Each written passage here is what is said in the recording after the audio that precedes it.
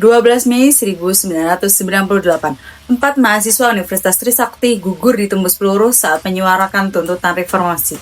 Tragedi ini bukan hanya lembaran kelam dalam sejarah Indonesia, tetapi juga percikan api yang membakar jalan menuju demokrasi. Inilah kisah nyata perjuangan mahasiswa yang menjadi saksi runtuhnya rezim Orde Baru. Halo semuanya, perkenalkan saya Kolika Destia Dursani dengan NIM 2300131, mahasiswi pendidikan sejarah dari Universitas Pendidikan Indonesia. Dalam video ini, saya ingin mengajak kalian kembali ke salah satu momen paling menentukan dalam sejarah bangsa Indonesia, yakni tragedi Trisakti tahun 1998. Sebuah masa ketika suara mahasiswa mengguncang kekuasaan dan darah tumpah demi harapan akan Indonesia yang lebih adil dan demokratis. Kita akan menyelami kisah tragedi Trisakti bukan sekedar sebagai peristiwa, tapi sebagai titik balik lahirnya Indonesia yang baru. Jakarta seperti kota tanpa aturan. Asap hitam membubung dari pusat perbelanjaan yang terbakar, kaca-kaca pecah berhamburan di jalanan. Suara teriakan bercampur dengan dentuman keras dari bangunan yang ambruk. Di sudut lain, massa berlarian membawa barang hasil jarahan, dari elektronik hingga sembako. Sementara aparat keamanan justru menghilang. Indonesia sedang menghadapi salah satu titik terkelam dalam sejarahnya. Tapi bencana ini tidak terjadi begitu saja. Akar krisis telah tertanam jauh sebelum Mei 1998. Sejak pertengahan 1997, ekonomi Indonesia mulai terguncang oleh krisis keuangan Asia.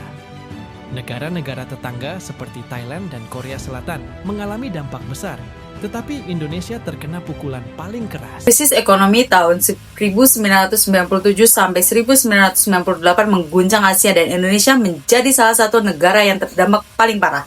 Rupiah anjlok dari 2.500 menjadi 15.000 per dolar Amerika Serikat. Harga kebutuhan pokok meroket, ribuan pekerja kehilangan pekerjaannya. Namun bukan hanya ekonomi yang runtuh, kepercayaan rakyat terhadap pemerintahan Soeharto pun goyah pada saat itu. Di tengah situasi yang genting itu, mahasiswa dari berbagai universitas di Indonesia menyuarakan satu suara, reformasi. Mereka menuntut penghapusan KKN, amandemen UUD 1945, pencabutan duifungsi ABRI, serta mundurnya Presiden Soeharto. Aksi-aksi damai meluas dari kampus ke jalanan. Universitas Trisakti pun menjadi salah satu pusat perlawanan intelektual terhadap ketidakadilan. Negeri ini dikuasai oleh fasis militer yang sewenang-wenang menginjak-injak hak rakyat, menginjak-injak kita semua. ABRI.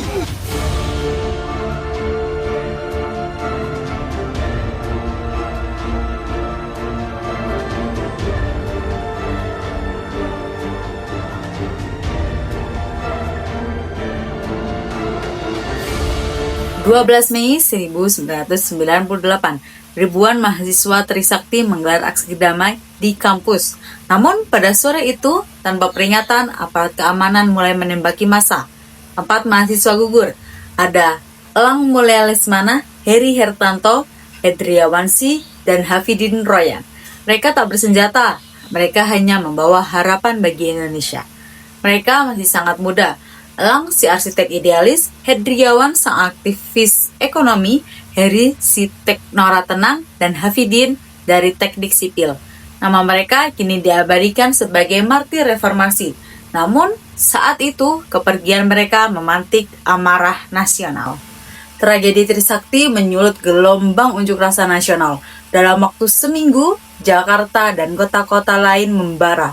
Puncaknya pada tanggal 21 Mei 1998, Presiden Soeharto menyatakan mundur dari jabatannya setelah lebih dari 30 tahun berkuasa.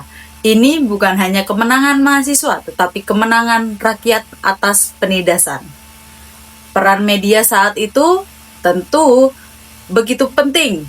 Harian Kompas dan majalah Tempo menyajikan laporan investigatif dan reflektif yang menjadi dokumentasi sejarah.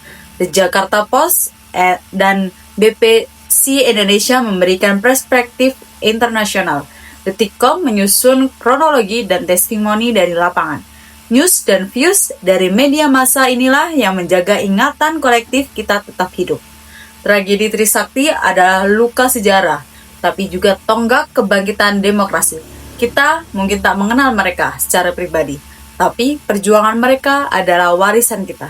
Kini, tugas kita adalah menjaga agar demokrasi yang telah diperjuangkan dengan darah itu tak lagi dikoyak kekuasaan yang zalim. Semoga kita tidak lupa bahwa kemerdekaan berpikir, menyuarakan keadilan, dan berdiri di sisi kebenaran selalu dimulai dari keberanian. Saya Kolika Destia Dorusani, terima kasih sudah menonton. Jika ada salah informasi atau koreksi, bisa tuliskan di kolom komentar ya. Sampai jumpa di video sejarah berikutnya. Wassalamualaikum warahmatullahi wabarakatuh. Dadah.